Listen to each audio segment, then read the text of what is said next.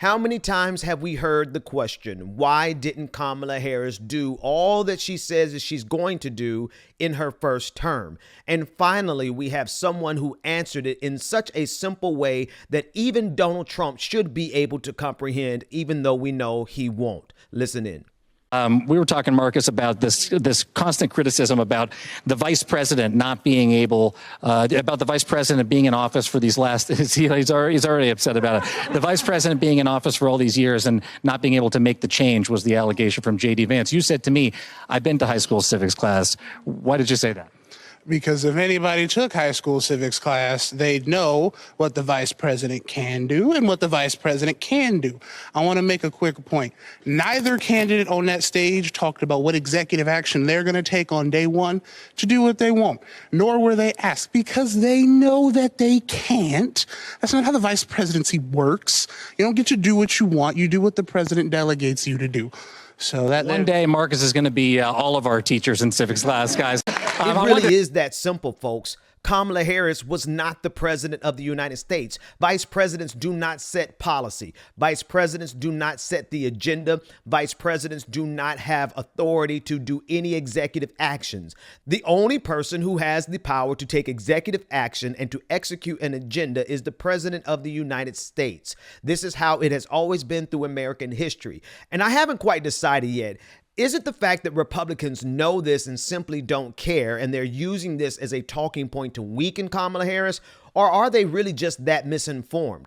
The fact of the matter is, it's probably both. There's a great deal of Americans who really just don't know basic civics. The vice president of the United States does not implement policy. They do not set the policy agenda. And so Kamala Harris was there. Literally, the phrase is serving at the pleasure of the president of the United States of America.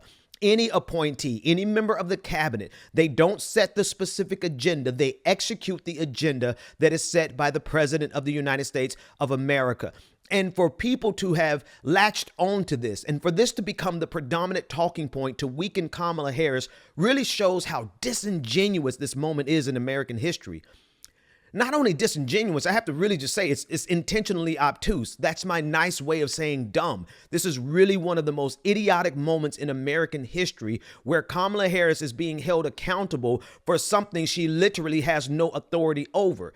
But this is exactly how this country works. This is the double standard. Donald Trump is not being held to all of the things that he said he was going to do. He never built the wall. They only built 2% of the wall. They never got Mexico to pay a dime. He said that that's what he was going to do. He never accomplished the things that he said that he was going to do. And quite honestly, we're grateful that he didn't, because what he wanted to do was to overturn Obamacare, the Affordable Care Act.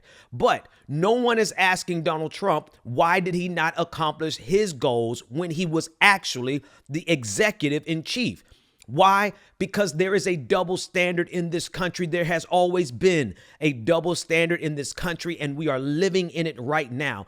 Kamala Harris is held to a higher standard than Donald Trump. Donald Trump was the president, but he's not held accountable for the things that he did, nor is he held accountable for the things that he said he was going to do and he failed at.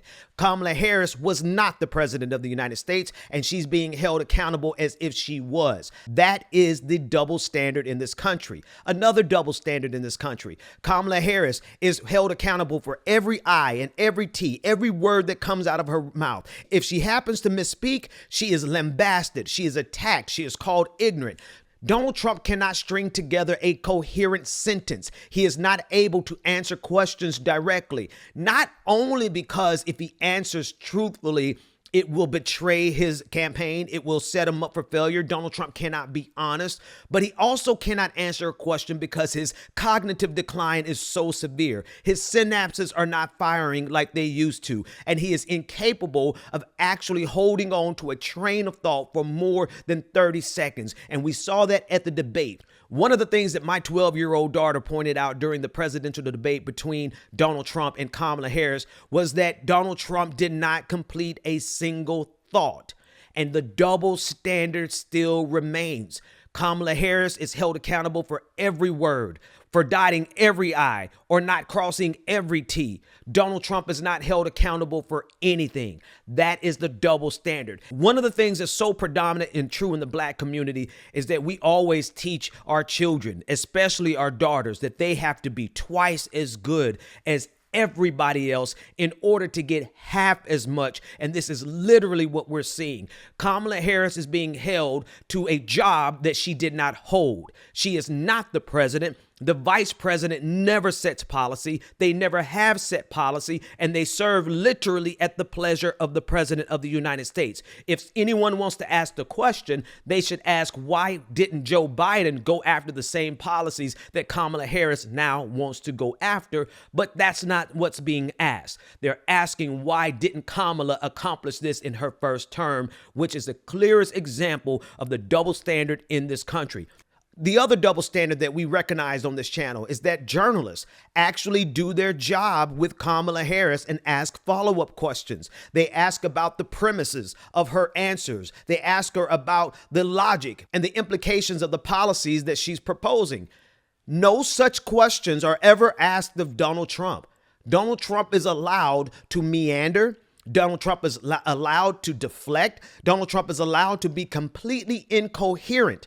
We have on full display in this country what the truth is. And this is the double standard. Every day in this campaign cycle, every day in this election, we have seen it play itself out. And every one of us, every one of you watching this video, you know somebody who has asked you the question, well, why didn't she do it in the first term? Give them this clip. Give them the clip of Marcus breaking it down as simple as high school civics. And I believe firmly that this is why Republicans are so committed to destroying and dismantling the Department of Education, because MAGA will not survive with an educated body politic. MAGA is a masterful misinformation machine. But if we have an informed body politic, if we have an informed electorate, MAGA cannot succeed. This is why Donald Trump performed so well with non-college graduates. This is why Donald Trump said himself, he loves the uneducated. That's because he can run his hustle on them and they will be none the wiser. This is how Donald Trump is able to sell $100,000 watches that fade if you put them in water. And this is how Donald Trump is able to get over on people with Bitcoins.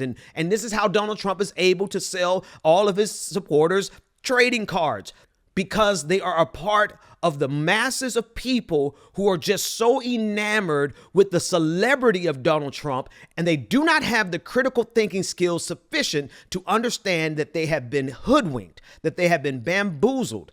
Well, the rest of America isn't doing too much better, because so many people have fallen to this erroneous question, why didn't Kamala Harris accomplish all of these things during her first term? It's simple. Vice presidents have never set policy. And from now on, anytime somebody asks you that ridiculous question, you need to ask them this. Did you even take high school civics? Do you even know how America works? Do you know how this government functions? Because if you don't, how are you even speaking on something you have absolutely no idea about?